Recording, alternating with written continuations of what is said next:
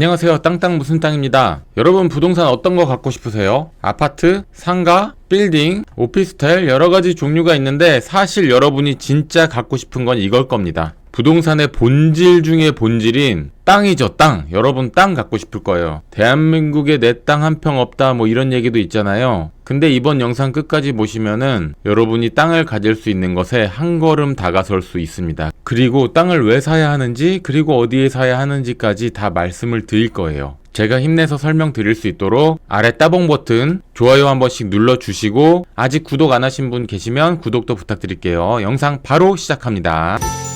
여기는 경기도 화성시이고요. 화성시의 위치를 모르시는 분이 있을 수도 있으니까 제가 이렇게 동그라미 치고 있는 곳이 화성입니다. 여기가 인천, 그리고 이쪽이 서울, 화성 우측으로 수원. 자, 화성을 좀 확대해서 볼게요. 경기도 화성은 이런 식으로 생겼는데 먼저 개발된 곳이 화성의 동쪽인 동탄입니다. 동탄 1, 2 해서 이미 도시가 완성이 되었고 경부라인으로서 GTX 등 교통호재도 많고 일자리 천국인 곳이 또 동탄이죠. 화성의 동부권 개발 완료라고 볼 수가 있고 오늘 설명드릴 토지 투자, 땅 투자를 했을 때 비전이 있는 곳은 화성의 이 서부권, 서화성입니다. 서화성 이야기를 할 거예요. 영상 끝까지 봐주시면 거기 괜찮은데 하면서 관심이 더 많이 생기실 겁니다. 서화성을 확대해서 볼게요. 서화성에 만들어지는 신도시는 이렇게 생겼습니다. 제가 빨간색으로 쭉 그어 볼 건데요. 이 신도시에는 닉네임이 있습니다. 이 모양이 마치 공룡처럼 생겼다고 해가지고 공룡 신도시다 라는 닉네임이 있고 정식 명칭은 송산 그린시티입니다. 송산 그린시티는 몇 개 구역으로 나뉘어서 개발이 되는데 공룡의 꼬리 쪽 가장 먼저 개발이 된 곳이 세솔동. 아파트 입주한 지 벌써 몇 년이 됐고요. 그리고 대규모 신도시가 만들어지는 곳이 이 송산 그린시티의 서측 지구입니다.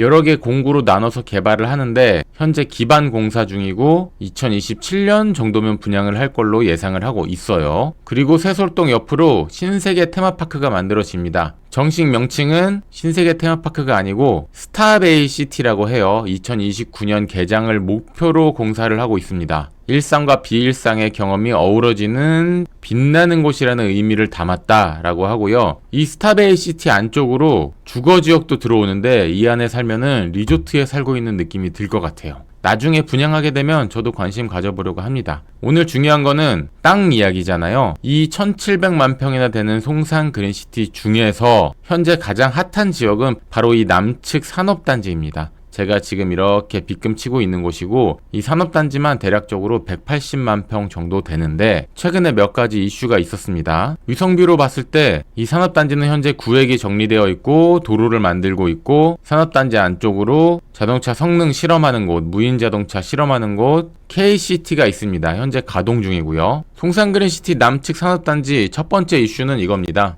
얼마 전 6월 달에 투자 유치 설명회를 진행을 했고요. 송산그린시티 분양 상담도 함께 진행을 했습니다. 정명근 화성시장이 브리핑을 또 하셨고요. 3대 산업단지로 송산그린시티 국가산단, 화성우정국가산단, H테크노밸리 이렇게 언급을 했습니다. 관계자 250명이 참여했는데 올해 분양 예정인 송산그린시티에 대한 언급이 있었어요. 실제로 일부 분양을 진행했는데 성과가 아주 좋았다라고 합니다. 중요한 거는 본격적으로 분양을 할 이 산업단지 부분들이죠. 이 좋은 땅에 어떤 기업들이 들어올지 굉장히 기대가 많이 됩니다. 거기에 또 빅 이슈가 있었는데 이 산업용지를 여기에서 그치지 않고 대폭적으로 확대를 하겠다라는 이야기입니다. 수도권 내에 부족한 산업시설 용지 공급을 위해서 화성 송산그린시티 내 산업시설이 대폭 확대되고 송산역 주변도 개발을 한다. 송산그린시티 개발계획 변경안을 최근 고시를 했습니다. 이 산업단지가 어떤 식으로 확대될지 아직 디테일은 알 수는 없지만 자동차 테마파크 부지라던가 유보지 같은 것들이 좀 변동이 있지 않을까라고 예상을 해보고 어느 쪽으로 어떤 식으로 확장이 될지는 조금 시간을 두고 지켜봐야지 알 수 있을 것 같습니다. 송산그린시티 집단 에너지 사업, 민관공 상생 협약 체결에 대한 이슈도 있었어요. 게다가 이 산업단지는 교통 호재도 정말 큰 게 있는데 바로 이 서화성역 이슈입니다. 지도를 좀 크게 볼까요? 이 서화성역 같은 경우는 북쪽으로는 시화호를 건너서 서해선 원시역과 연결이 됩니다. 당연히 국제 테마파크역도 생기고요. 이게 신안산선 지선과 또 연결이 되기 때문에 이 서해선을 타고 올라가면 김포공항, 일산, 여의도까지도 연결이 되고 안산 시흥도 연결이 되는 거예요. 그리고 아래쪽으로 내려가면 평택을 지나서 홍성까지 연결이 됩니다. 신세계 테마파크 이용하기에도 좋은 노선인데 더 중요한 거는 송산그린시티 남측 산업단지와 이 서화성역이 연결되기 때문에 입주하려는 기업 입장에서는 직원들 출퇴근하기에 정말 좋은 교통 호재가 있는 거예요. 안산, 시흥, 광명, 김포공항, 일산, 여의도, 남양, 평택 등에서 서화성역으로 연결이 됩니다.